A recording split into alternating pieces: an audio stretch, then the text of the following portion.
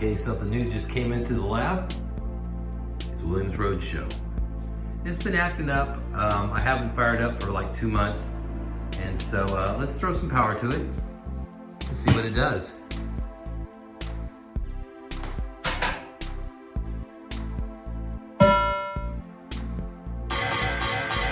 Okay, let's open the coin door. Press enter. Right diverter error.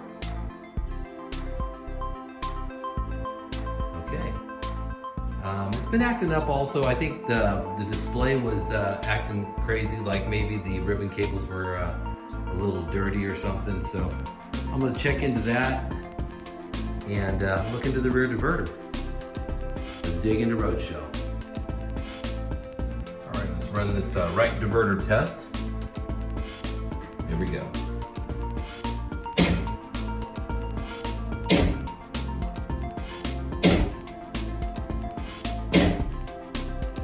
It seems to be working fine in test. So maybe the switches that tell it to divert are not actually working. So, and I would guess it'd be this one here, because the ball has to go up around the ramp and then be allowed to be diverted around. So we'll look at this switch here. And I think the way it works is you've got to go this ramp, come around, and then it lights the bridge, and that's when it diverts, I think. Now it's good. And it diverted the ball. So I don't think it's that. So being that everything did work in gameplay, I'm gonna go to the utility menu and do a factory reset. It will clear all of the errors and any possible bugs it may have come up with.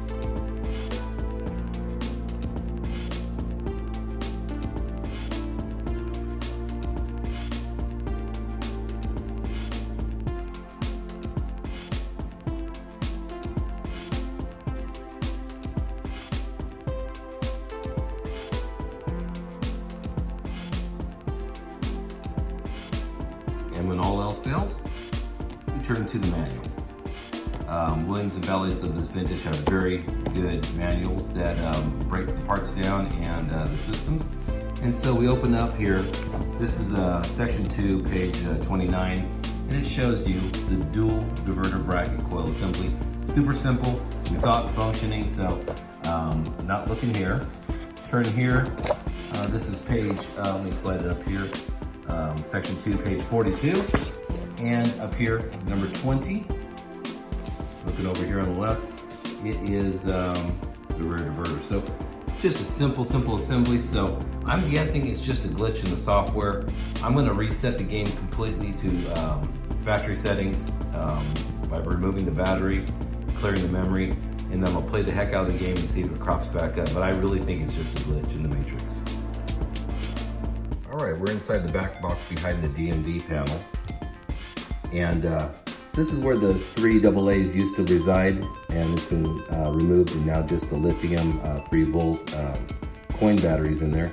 And by disconnecting right here, this now has stopped the battery backup, and it now has cleared all of the settings, and it now believes it's brand new from the factory. And so once we start it back up, we'll set it to free play, tell it we want 3 balls, which is the factory setting anyway, and then also set the time and date, and that should get rid of that credit dot that we saw at the beginning of the video. And all errors should be cleared out as well. So as expected, factory settings are restored and bookkeeping totals cleared. So as that toggles that lets you know that yes, you lost your backup battery power. No credit dot. So that means it's completely reset. And now let's play the heck out of it, see if we can get it to act up again. I think it's not going to. That's my bet. Okay, let's give it a heck. Let's fire that thing up.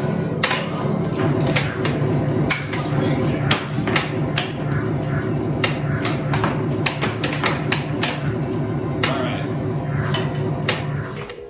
Aha! I think I found real culprit. Looks like the bulldozer switch, which is, I believe, an eddy switch, and I think that's the problem here.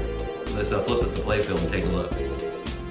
So let's scan down, and as we're going down, we're actually going up the playfield because the playfield is in the upright position.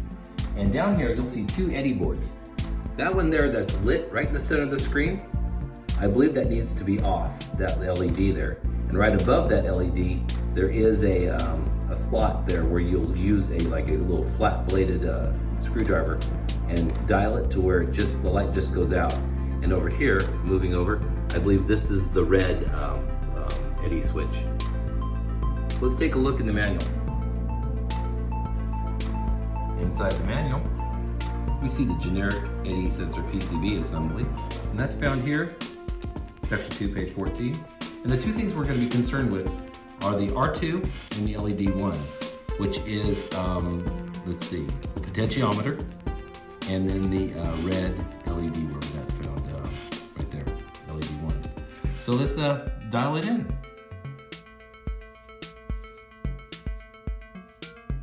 Okay, I'm gonna do this from memory. I think Theater Magic has something similar, and I played around with that before. So we get in here with this potentiometer, and we're gonna exercise this this potentiometer just all the way, kind of maybe clean it up in case there's some sort of glitchy crud in there. So all the way, all the way. Now I believe what we do is we get it to come on. As soon as it goes off and stays off, I think that is how you set these eddy boards. And I'll go over there and I'll do Red's in just a second, make sure, keep her reliable as well. All right, now we're focused in on Red's eddy board. And I'll do the same thing that I did to Ted. Get in there, get it to come on, off, get it, just exercise it, clean it until it goes off. I think we're gonna stay with that. And looking over at Ted's, his is still out, so I think we're golden. Let's play. As I was getting ready to lower the playfield back down, I happened to notice a third eddy board here on the right-hand side. And I think it's kind of below that right ramp. Anyway, I went ahead and gave it the works as well. And it's, even though it was functioning, it's might as well just do it while I'm here. So before I do the play test, I'm going to one more time test the switches in the matrix. So we'll go to tests. There we are. Hit the switch edges. And I believe all it's seeing is the balls. So now I'll trigger some switches and right sling, left sling. So everything looks happy there. Let's play the sucker. Time to go to work. Let's fire that thing up.